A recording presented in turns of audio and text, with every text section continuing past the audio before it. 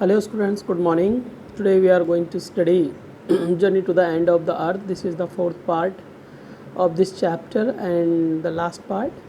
Before teaching you the last part of this chapter, I would like to show you these difficult words and their meaning.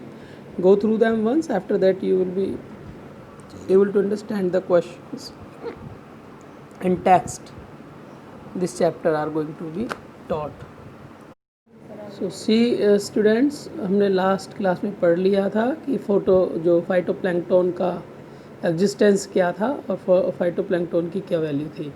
उसके बाद में आज हमने इसका fourth part पढ़ना है, वॉक ऑन द ओशियन। इसका मतलब ये है कि जब वो लोग ओशियन पे उन्होंने चलना शुरू किया। समुद्र पे कैसे चले भाई? समुद्र पे कोई चल सकता है ना? यहाँ पे आश्चर्य वाली बात है। इसको समझते कैसे चलना शुरू किया, क्या ये सारी कहानी। My Antarctic experience was full of such epiphanies, but the best occurred just short of the Antarctic Circle at 65.55 degrees south. वो कहता है, जो मैं नरेटर कहती है कि जब वो उस अंटार्कटिक पे घूमने के लिए गई, जब वो उस पर चल रही थी, तो उसका जो एक्सपीरियंस था, उसका एपिफैनीज जो भी उन्होंने वहाँ पे देखा, दर्शन को बोलते हैं, जो चीज़ उन्होंने देखी उनमें से बहुत अच्छे एक्सपीरियंस थे। लेकिन उनका सबसे ज़्यादा एक्सपीरियंस जो अच्छा था वो कौन सा था? अंटार्कटिक के जब सर्कल पे जो 65.5 डिग्रीज़ पर साउथ में वो गए थे, तो इस जगह पे उनका एक्सपीरियंस सबसे ज़्यादा अच्छा आया। फिर वो कहती है कि यहाँ पे क्या था? The Sokalski had managed to wedge herself into a thick white stretch of ice between the peninsula and Tadpole Island which was preventing us from going any further. जो सोकाल्स्की थी, यानी कि जो उन्होंने अपनी नाव का नाम रखा था, वो फंस गई थी। मैनेज टू वेज का मतलब फंस जाना। Into a thick white stretch of ice, यानी कि आइस की जो बड़ी बड़ी जो बहुत दूर तक जो आइस फैली हुई थी, बहुत मोटी मोटी लेयर थी आइस की, उसमें फंस गई थी। द पेनिनसुला और टैडपोल आइलैंड, जो टैडपोल और पेनिनसुला, प्रायद्वीप बोलते हैं पेनिनसुला को, टैडपोल आइलैंड के बीच में जब ये चल रहे थे तो वहाँ पे बर्फ़ बहुत मोटी थी, यानी कि पानी तो था नहीं। पानी रहता तो ये जो इनका शिप था वो चला जाता, स्केल्स चली जाती, स्केल्स की शिप का नेम है, वो चली जाती। लेकिन क्योंकि वहाँ बर्फ़ थी तो वो वहाँ पे स्विम नहीं कर पा रही थी। और जो ये बर्फ़ थी विच वॉज प्रिवेंटिंग, यानी कि विच बर्फ़ के लिए यूज़ किया गया, आइस के लिए, ये आइस इनको रोक रही थी आगे जाने से, है ना। फिर कहता था the captain decided we were going to turn round and head back north. Captain ने डिसाइड कर लिया कि वो वापस जाएगा और नॉर्थ की तरफ चलेगा। बट बिफोर वी डिड, इससे पहले कि हम ऐसा करते, we were all instructed to climb down the gangplank. तो हमको इंस्ट्रक्शन दिया गया कि गैंग प्लैंक पे हम उतरे। गैंग प्लैंक से, यानी कि गैंग प्लैंक भी उसके लिए यूज़ किया गया है, जो प्लैंक से, तख्तों से बनाई हुई थी, जो स्केल्स की, यानी कि उनकी जो शिप बनी हुई थी, उस पे से वो नीचे उतरे। And walk on the ocean, और ओशियन पर उन्होंने चलना शुरू कर दिया। ओशियन का मतलब क्या है? जो ओशियन था वो जमा हुआ था, पानी था वो जमा हुआ था, बर्फ़ की बहुत मोटी लेयर थी, तो उस बर्फ़ के ऊपर चल रहे थे वो, ना कि ओशियन पे चल रहे थे। ठीक है। So there we were all 52 of us, यानी कि हम सभी वहाँ पे 52 लोग थे। किटेड आउट इन गोरटैक्स, हमने किटेड आउट किए हुए थे। गोरटैक्स मतलब जो है, गोरटैक्स टैक्स बोलते हैं कपड़ों को, गोरटैक्स बोला जाता है। वाटर प्रूफ जो कपड़े होते हैं वो पहने हुए थे। एंड ग्लेयर्स, और उन्होंने चश्मे पहने हुए थे। Walking on a stark whiteness, बिल्कुल प्योर सफ़ेद दिखने वाली वाइटनेस, यानी कि सफ़ेद, स्टार्क मतलब बहुत ज़्यादा, वाइटनेस सफ़ेदी वाली जो बर्फ़ थी, वहाँ पे लेयर बनी हुई थी बर्फ़ की, उस पर वो चल रहे थे। That seem to spread out forever, वो उनको हम ऐसा लग रहा था कि बहुत ज़्यादा फैले हुए हैं ये बर्फ़, जो आइस की लेयर थी। Underneath our feet was a metre thick ice pack, यानी कि हमारे पैरों के नीचे जो एक मीटर की आइस पैक थी।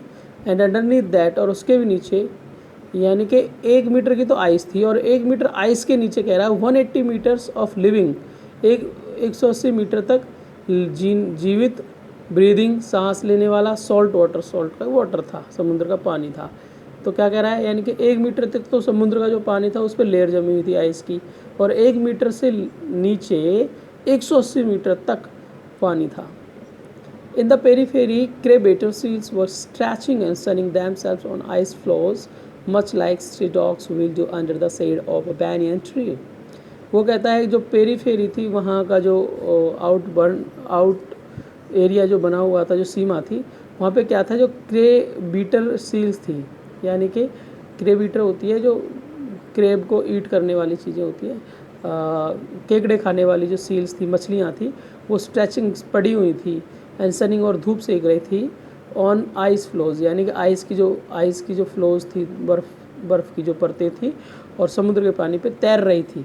समुद्र के पानी पर तैरने वाली आइस की परतों को बोलते हैं फ्लोज। उनके ऊपर जो ये मछलियाँ थी आराम से धूप सेक रही थी। मच लाइक स्ट्रे डॉग्स, जैसे स्ट्रे डॉग्स होते हैं ना, हंडने वाले, इधर उधर घूमने वाले डॉग होते हैं, और बैनियन ट्री जो होता है बरगद का पेड़, उसके नीचे छाया ले रहे होते हैं धूप में चलने के बाद, ऐसे ये वहाँ धूप ले रहे थे। फिर वो कहता है it was nothing sort of a revelation, ये रिवेलेशन से कम नहीं था, यानी कि देव दर्शन से कम नहीं थी। ये जगह बहुत अच्छी थी, देखने लायक थी। एवरीथिंग डज इंडीड कनेक्ट, हर चीज़ एक दूसरे से कनेक्टेड थी। फिर वो कहता है 9 टाइम जोन्स, देखिए वहाँ क्या क्या था। 9 टाइम जोन्स थे, 6 चेक पॉइंट्स थे, 3 बॉडीज़ ऑफ वाटर थी एंड मैनी इकोस्फीयर्स लेटर, यानी कि बाद में कई सारे तरीके के इकोस्फीयर्स थे, वातावरण था, वायुमंडल था कई तरीके का। And I was still wondering about the beauty of balancing play on our planet. और नरेटर करिए, ये सारी चीज़ें होने के बावजूद मैं बड़ी आश्चर्य में थी कि हमारे जो प्लेनेट है इसके ऊपर सुंदरता की बैलेंस जो है, सुंदरता का जो संतुलन है वो बहुत अच्छा है। इस चीज़ को देखकर जो नरेटर थी वो क्या थी, सरप्राइज थी। How would it be if Antarctic were to become the warm place, तो कहती है क्या होता अगर अंटार्कटिका गर्म जगह हो जाए तो। That it once used to be, जैसी कि पहले हुआ करती थी। अंटार्कटिका बहुत गर्म जगह हुआ करती थी, आज तो बर्फ़ से भरी हुई है ये। Will we be around to see it, क्या हम इसको देख पाएंगे। और would we have gone the way of the dinosaurs, और क्या हम डायनासोर्स की तरह चले जाएंगे जैसे डायनासोर्स चले गए। मैमोथ एंड वूली रियानोज, और बहुत बड़े मैमोथ्स होते हैं, बहुत बड़े बड़े, वूली मतलब जो बाल जिनके बहुत ज़्यादा होते हैं, ऐसे रियानोज, गेंडा बोलते हैं वो, रियानोज करके एक बड़ा बस जानवर होता है, वो डायनासोर, और वो यहाँ से चले गए, क्या हम भी ऐसे चले जाएंगे। Who's to say, कौन कह सकता है ये। But after spending 2 weeks with a bunch of teenagers, लेकिन टीनेजर के साथ कुछ वीक, 1-2 वीक बिताने के बाद, who still have the idealism to save the earth world, जिनके अंदर अभी भी आदर्शवाद है इस संसार को बचाने का, उन लोगों के साथ 2 हफ्ते बिताने के बाद ऑल आई कैन से, मैं ये कह सकती हूँ कि that a lot can happen in a million years, कई लाखों सालों में बहुत कुछ हो सकता है। But what a difference a day makes, लेकिन एक दिन से क्या डिफरेंस पड़ता है। इस चीज़ को लेके बड़ा आश्चर्य है। हम लोग ऐसा ही सोच जाते हैं एक दिन से क्या फ़र्क पड़ेगा, कोई बात नहीं, आज केयर नहीं करेंगे तो। डियर, हमें हमेशा केयर करनी पड़ेगी। इसी चैप्टर में बताया है, कोई बड़ी बड़ी चीज़ें छोटी चीज़ों से शुरू होती हैं, इसलिए छोटी चीज़ों को केयर करोगे तो बड़ी चीज़ें अपने आप ही सेटल हो जाएंगी। Goodbye students, chapter is over, and in the end of this chapter, as you know well, you have to write down the summary of all the chapter in 150 words or 250 words. If you are able to write down that in 250 words, you can write down, otherwise write it down at least in 150 words so that you can revise on the chapter. Thank you students, goodbye.